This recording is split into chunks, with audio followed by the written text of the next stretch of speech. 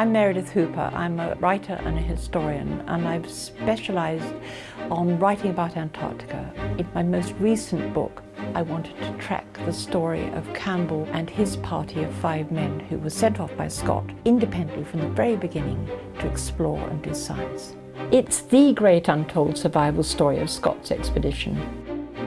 Lieutenant Campbell was a naval officer trained in surveying. Dr. Levick was a Royal Naval surgeon, but he also was going to be the zoologist. And then the scientist was a young man called Raymond Priestley. The 3 men were led by Petty Officer George Abbott, and then there was Petty Officer Frank Browning. And the 3rd man, Harry Dickerson, was actually the only seaman to go ashore.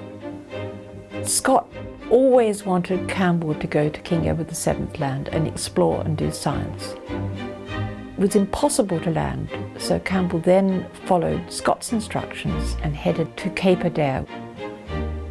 There's a very good photographic record of the expedition at Cape Adare.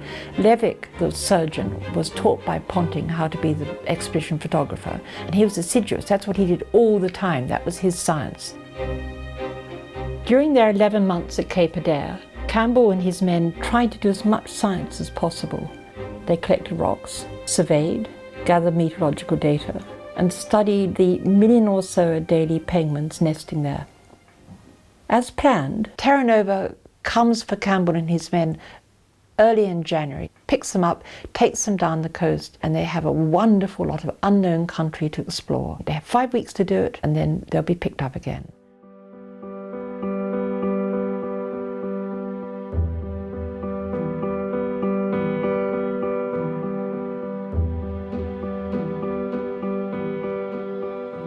Scott had always believed and had given instructions that if left on the coast, men could survive for years.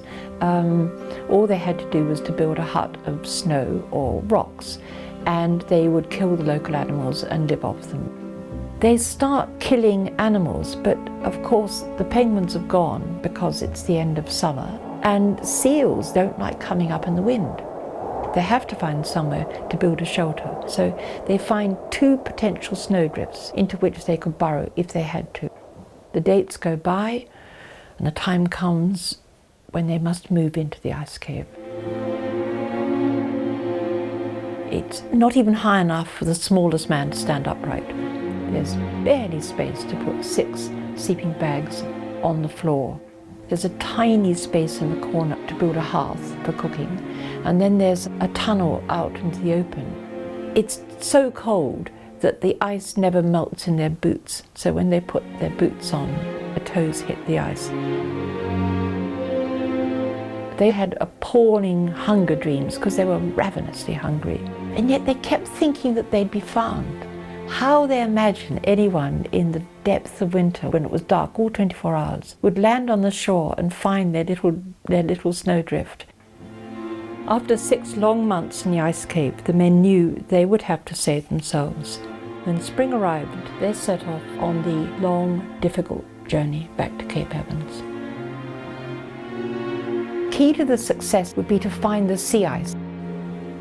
But actually, it had been a very, very hard and difficult winter, and there'd been a lot of storms, and instead of being smooth sea ice, it was deeply rafted and piled and tumbled. And they managed 1, 2, 3, 4, possibly 5 miles a day. Sometimes the blizzard stopped them, but they kept going.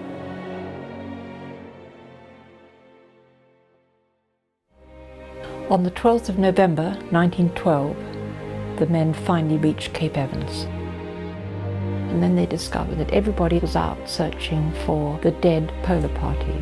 They found only 2 men, were completely amazed to see these 6 men, their faces burnt like old wood. And when they took their clothes off, there were these peculiar sort of dirty but still white bodies, and sticking out these mahogany faces and hands. It's one of the most extraordinary stories of survival. Campbell and his men had survived. They'd done it. They'd lived. But at the time, the retelling of Scott's expedition was so powerful and so overwhelming that everything else became subsidiary to it. For me, it's one of the great optimistic and positive stories of Scott's expedition.